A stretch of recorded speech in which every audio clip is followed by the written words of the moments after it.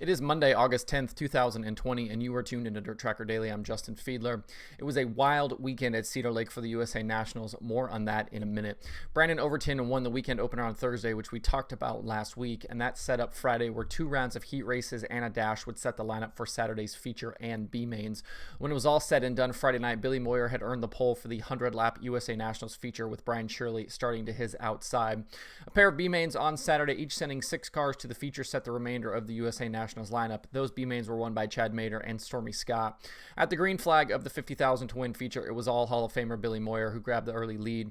There were early problems for second starting Brian Shirley, and that let Kyle Bronson into second and Brandon Overton into third. Later, a caution-free slowing Ashton Winger gave Overton the opportunity he needed, with him sliding past Bronson into second on the restart. Out front, though, it was all Billy Moyer in the early going. As the race approached halfway, Overton and Tyler Erb battled for second, with Erb briefly getting the spot, but Overton was strong and he was able to get back into second. He then set off after Moyer with the leader's working lap traffic. Overton caught Moyer and the two battled for several laps before Overton took the lead on lap 44. It wasn't a great night for Jimmy Owens. He's been obviously really dominant this season, like we've talked about. He started 6th but slowly fell back through the field and ended up out of the race with 34 laps remaining with a mechanical issue. Behind the leaders, several drivers made big moves through the field, and one of those was Bobby Pierce. After starting 28th because of a penalty, Pierce was knocking on the door of the top 5 with the race inside 30 to go. Pierce was banging the boards, and he ran Tyler Erb down for 5th with around 20 laps left. The two made contact, or nearly made contact, on several occasions over the next few laps, with Erb finally getting turned around with 15 laps left in the feature, and then the craziness started. Under the caution, Erb turned Pierce around and then proceeded to drive backwards around the track to find Pierce to continue his retaliation. Erb ended up nose to nose with Pierce, shoving Pierce's car backwards. There were then crew members and officials on the racetrack, with an official eventually getting knocked over by Erb's moving car. When Erb finally parked his car in the infield, he then got into it with series officials before his car was finally towed away and Erb was escorted from the racetrack. Regardless of what side you find yourself on here, whether you're an Erb person or a Bobby Pierce person, for several minutes it was absolute insanity from Erb. It was a complete and utterly embarrassing display of behavior, something that you just cannot have. This was not the first incident of the weekend from Erb. Going back to Thursday night, he turned leader Ryan Gustin in a heat race. There was also contact Saturday with Gordy Gundaker. There will no doubt be severe penalties for Erb going forward. There is absolutely no place in motorsports at any level for behavior like that. So he will deserve everything he gets going forward. Back to the racing. Under that same caution, disaster struck for Brandon Sheppard, who had been running second. Smoke was seen from his car, and later he was pushed to the pits when his machine wouldn't fire. On the restart, Overton continued to lead, and he drove away over the final 15 laps to win the $50,000 USA Nationals. Rick Eckert finished second. Jimmy Mars was third. Scott Bloomquist went 19th to finish 4th, and Billy Moyer finished 5th. Ricky Weiss was the night's hard charger, going from 25th to finish 6th. Leaving the weekend, even with Sheppard's issues, he still maintains a 234-point advantage over Weiss in the standings. The World of Outlaws Late Model Series is back in 10 days at the Lincoln Speedway in Pennsylvania. If you want to see more about the Erb Pierce situation, Dirt on Dirt has a bunch of videos, and then also Flow Racing as well, and then Dirt Vision has the highlights of that whole thing as well if you want to see that. Moving over to the World of Outlaws Sprint Car Series, the Ironman 55 weekend opened Friday night at Federated Auto Parts Raceway at I-55. Sheldon Haudenschild entered the weekend as the defending Ironman 55 winner, and he picked up where he left off last year. He was second in qualifying, won his heat race and the dash, which put him on the pole for the feature. On the start, Brad Sweet was actually able to lead the first lap, but Sheldon was good and took over to lead lap 2. Through the first half of the race, the battle out front between Sweet and Haudenschild was tight, but after a midpoint restart, Haudenschild was able to put a gap on the 49. 17 drove away over the final laps to win over Sweet, Rico Abreu, Donnie Schatz, and Logan Schuchart.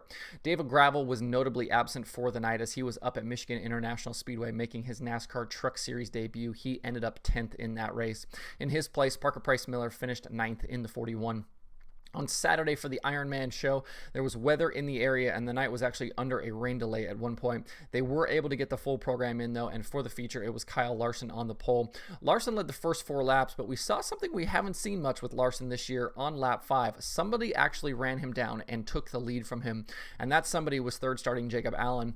Allen took advantage of bobbles by both Sheldon Haudenschild and Larson to make his way to the front. The 1A of Allen was good out front until the leaders caught lap traffic. Those lap cars allowed Shane Stewart to make his his way past both Larson and Allen to take the lead on lap 18. Stewart then quickly gapped the field while Larson, Allen, and Hodenshield battled for second behind him.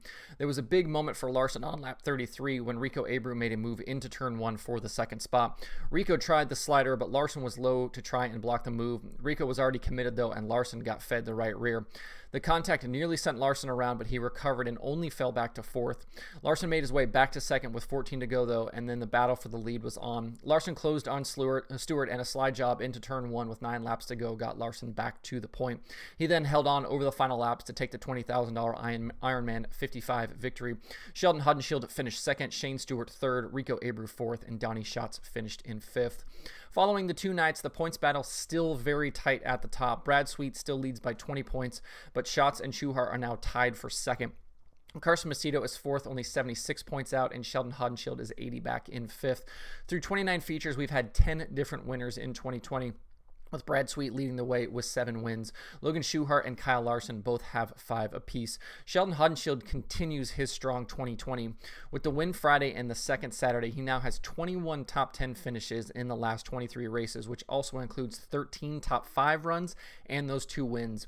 Next up for the Outlaws is the one and only weekend at Knoxville, which starts Thursday. We'll certainly talk about that more as the week goes on. The other big event happening over the weekend was the 360 Knoxville Nationals.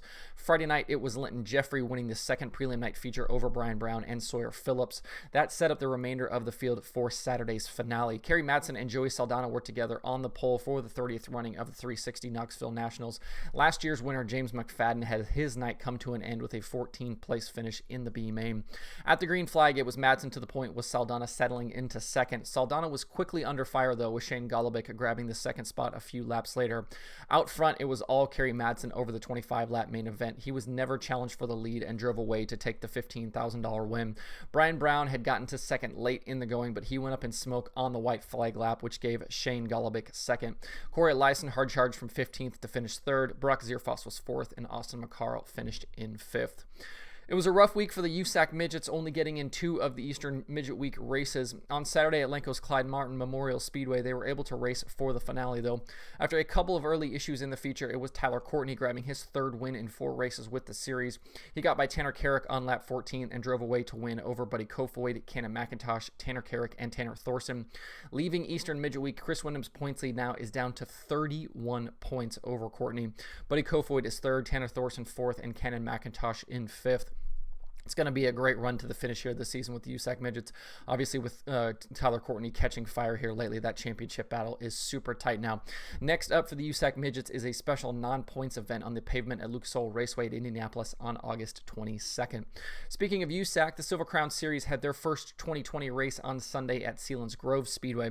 CJ Leary started on the pole, and he was dominant out front for most of the 74-lap feature. Behind him, though, Shane Cottle had an up-and-down night. Cottle started 23rd and was working his way forward before a flat tire forced him to the work area near the midpoint of the race. He then drove all the way back through the field and took the lead coming to the white flag. He held off CJ Leary over the final lap to take the win. Leary was second, Kyle Robbins third. The Silver Crown Series is back August 15th at the Salem Speedway. In US MTS competition over the weekend, Tanner Mullins won a wild one on Friday night at Humboldt Speedway over Darren Fuqua and Terry Phillips, and Derek Ramirez won Saturday at Lucas Oil Speedway over Jason Hughes and Terry Phillips. Rodney Sanders continues to lead the series point standings.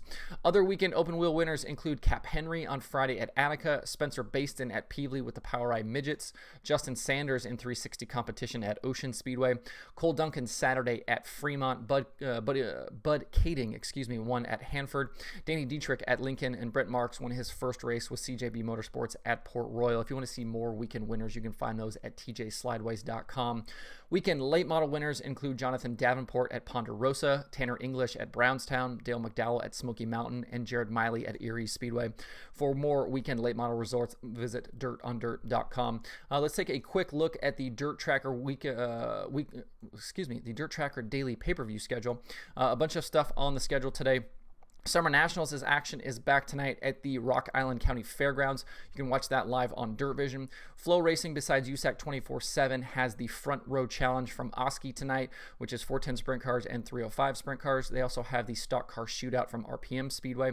And California IMCA Speed Week begins at Placerville Speedway. And then Speed Sport has Street Stocks, Sportsmen, and Sharpshooters from Speedway 660. If you want to see that daily streaming schedule, you can find that at DIRTRACKR.com/watch tonight.